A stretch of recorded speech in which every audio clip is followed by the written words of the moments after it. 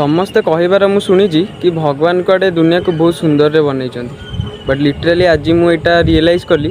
କାରଣ ଦେଖନ୍ତୁ ମୁଁ ଏବେ ଅଛି ଆସିକି ନଳୀଗୁମ୍ଫା ପାହାଡ଼ ତା ଉପରେ, ଆଉ ଗୋଟେ ପଥର ଉପରେ ଅଛି, ତ ତା ଉପରେ ଠିଆ ହେଇକି ଯେତେବେଳେ ତଳକୁ ଯେଉଁ ନଜାରାଟା ଅଛି ମାନେ ଗୋଟେ ବହୁତ ଇଣ୍ଟରେଷ୍ଟିଂ ଲାଗୁଛି। ଦେଖନ୍ତୁ ମୁଁ ଦେଖାଉଛି,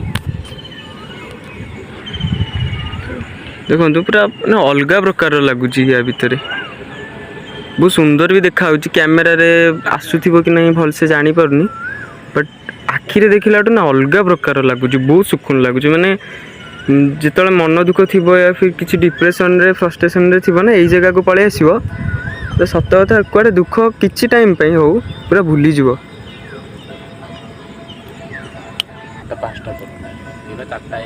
ବହୁତ ସୁନ୍ଦର ଲାଗୁଛି ନା ଦୁନିଆଟା। ମାନେ ଭାବ ଆମେ ଏଇ ପାଖରୁ ଦେଖିକି ଦୁନିଆଟା ଏତେ ସୁନ୍ଦର ଲାଗୁଛି, ଯେତେବେଳେ ଭଗବାନ ପୁରା ଉପରୁ ଦେଖୁଥିବେ ଏଇ ଦୁନିଆଟାକୁ ଭାବୁଥିବେ ନା ବଢ଼ିଆ ବନେଇଛି, କିନ୍ତୁ ଲୋକମାନେ କାହିଁକି କେଜାଣି ପୁରା ଖାଇକି ଜଙ୍ଗଲ ଫଙ୍ଗଲ କାଟିକି ପୁରା ଧୂଆଁ କରିଦେଉଛନ୍ତି।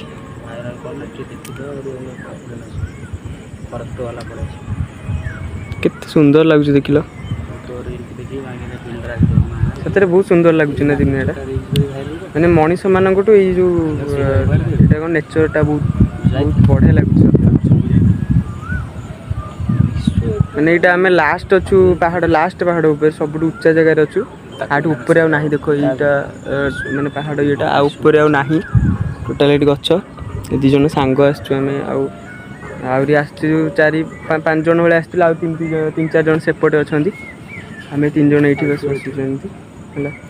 ବହୁତ ବଢ଼ିଆ ଲାଗୁଛି। ଆଉ ଆମେ ସନ୍ଧ୍ୟା ପର୍ଯ୍ୟନ୍ତ ଏଇଠି ରହିବୁ, ଆଉ ବିଲୁଆ ଠେକୁଆ କ'ଣ କ'ଣ ସବୁ ଜୀବଜନ୍ତୁ ଅଛନ୍ତି ଦେଖିବୁ, ତାପରେ ଯାଇକି ଯିବୁ ଘରକୁ।